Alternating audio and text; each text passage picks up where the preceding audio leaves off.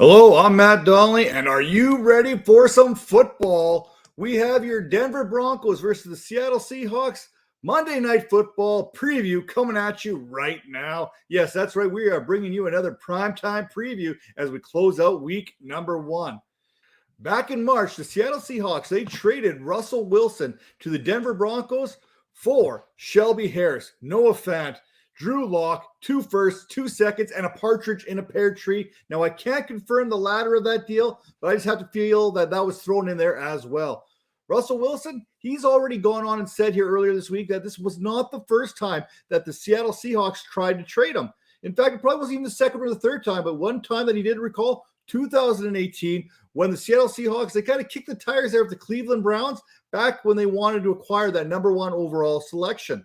Now, I know back then, Pete Carroll, he still loved himself a little bit of Russell Wilson. I mean, there was still that little bit of a it's amore when it came down to Carroll and Wilson's relationship. But I don't think that quite is the same as it is now, because if you listen to the press conference, Pete Carroll basically said, hey, whatever the fans are into, whatever the 12s are up to, I'm down with them, which is basically coach speak for boo that man. Now, the Denver Broncos, you knew they were going out there and getting themselves a quarterback. I mean, they've struggled the last couple seasons here with Drew Lock, with Teddy Bridgewater.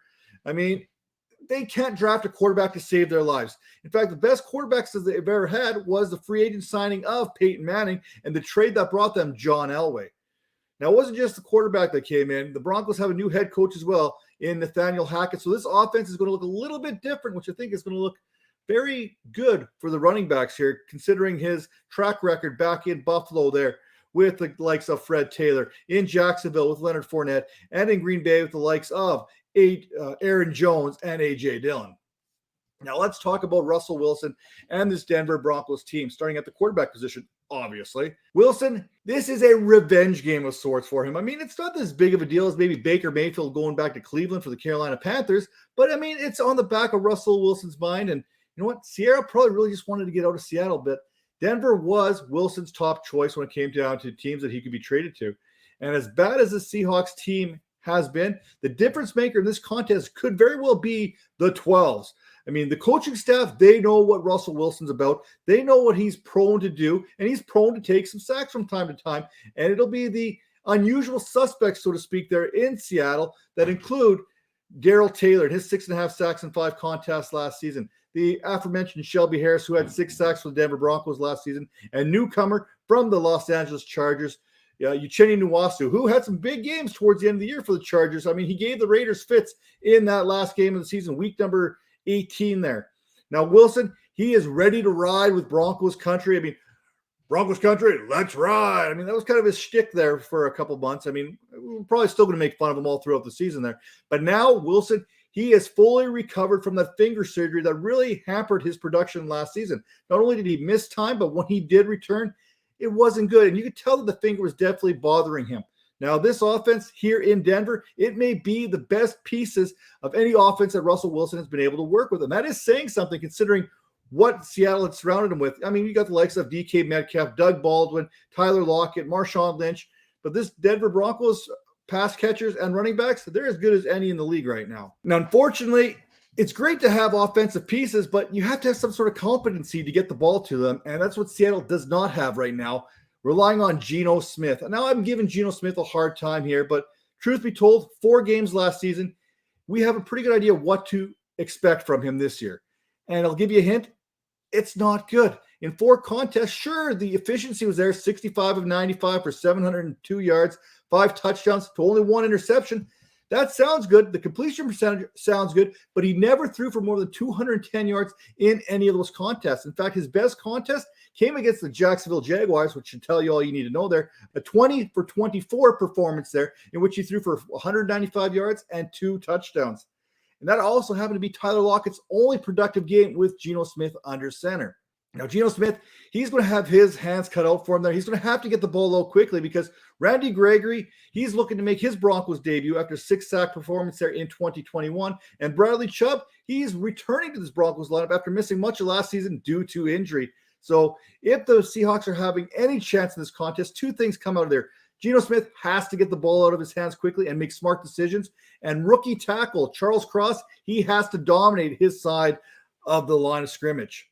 Now, talk about those running backs here a little bit.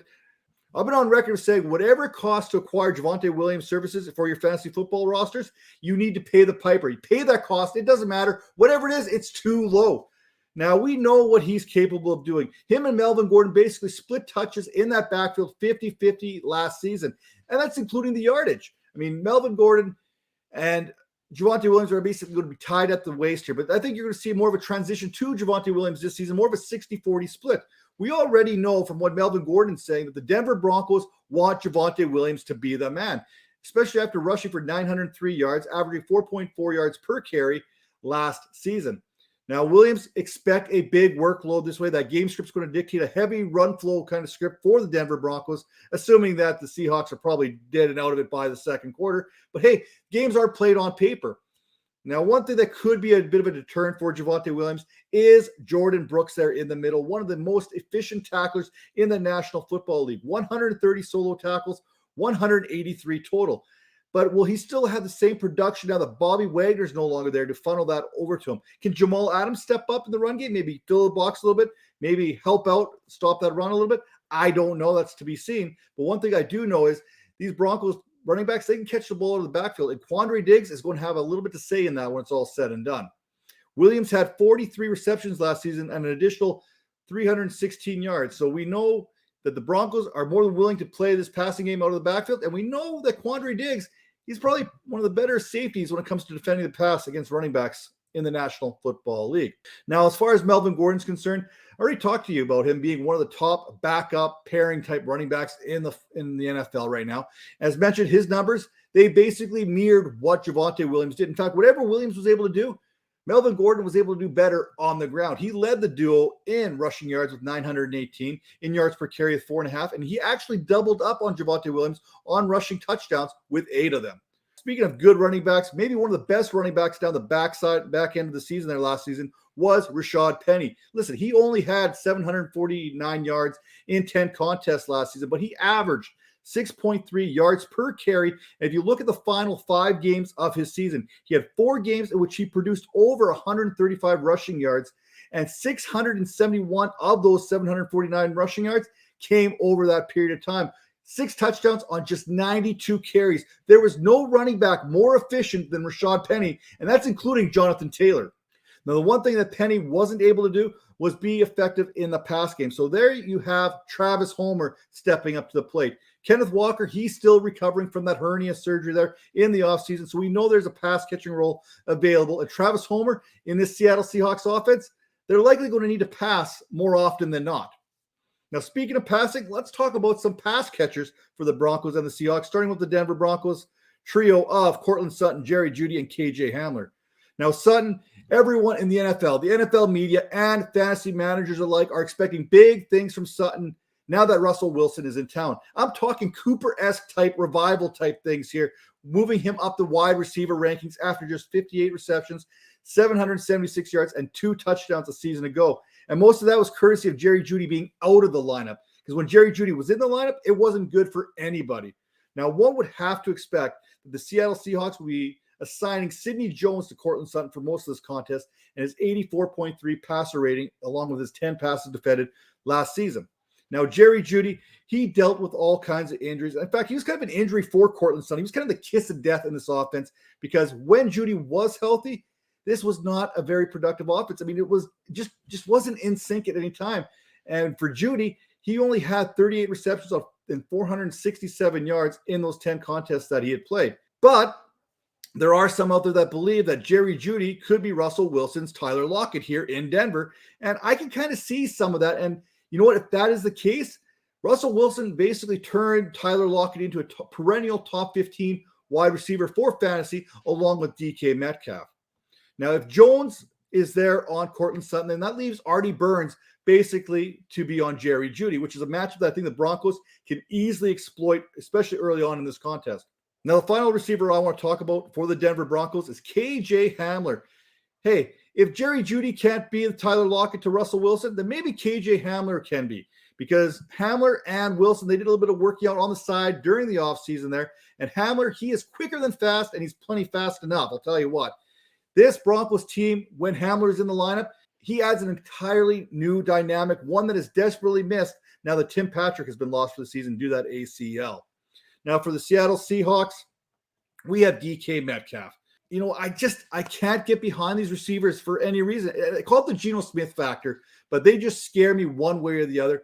Now, I'd rather have someone else kind of deal with the fallout of DK Metcalf, of Tyler Lockett, but we have to talk about him here because with Smith, we've got a small sample size of what these receivers are capable of doing. Metcalf had produced 295 yards, including 2 games in which he had over 95 receiving yards.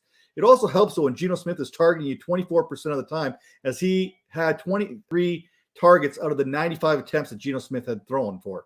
With this all taken into consideration, if you add the targets and the yardage up in that 4-game sample size, Metcalf would have been on pace for a 1,000-yard season after falling short of that mark a season ago by 33 yards. One of these Seahawks pass catchers, they are going to draw Patrick Surtain, who had defended 14 passes and had 4 interceptions a season ago. My guess is Patrick Surtain, he is going to be assigned DK Metcalf. That means Ronald Darby will be there trying to defend Tyler Lockett. Now, Tyler Lockett, man, is there any receiver that gets more disrespect than Tyler Lockett year in and year out? I mean, all he did last season was have a 68.2% catch rate, put out 1,175 yards, and in his 4 games with Geno Smith, he actually had 246. Now, I know not all stats are created equal because 142 of them all came in one contest against the Jacksonville Jaguars. And finally, let's talk about D. Eskridge. I doubt there's going to be enough volume here based on what we've seen Geno Smith do in the past. I mean, the guy was barely throwing 25 passes per game to make D. Eskridge a viable fantasy option. But hey, I made the show sheet, and I want to make sure to talk about D. Eskridge because he's one of my guys. I absolutely love what he's able to do if given an opportunity to do so. That said, now let's turn our attention to the tight ends here, starting with Albert O. Why am I calling him Albert O? Because I can't pronounce his last name. I can barely pronounce Albert O as it is. Now, Okuwe Bunam, I don't know. So don't judge me. Now, Greg Dulcich, he's injured. Albert O, he is starting his journey to live up to these unrealistic expectations. I'll say it there. We have placed unrealistic expectations on Albert O because Noah Fant, he's gone. Because Russell Wilson is there. But if you look at Russell Wilson, he ain't about that tight end life. Never has been. Gerald Everett last season, 478 yards.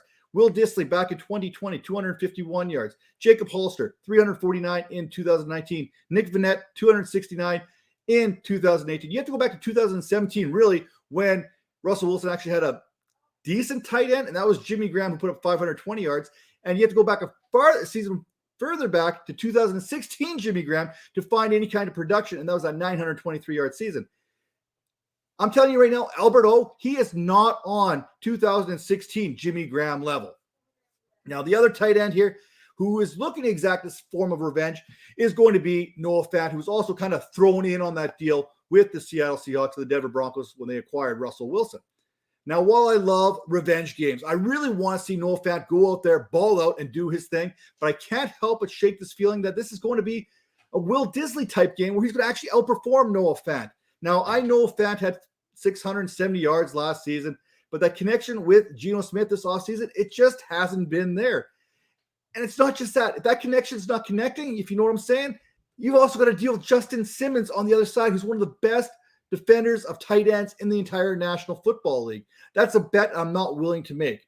Now, a bet that I'm willing to make is dropping promo code 22Vipers10 over on fantasypoints.com, because just because your draft is over, that does not mean your fantasy season ends there. It is all about that day-to-day management of that roster, starts and sits, waivers. You get all kinds of tools there. So you do that, get 10% off, use that promo code, thank me later.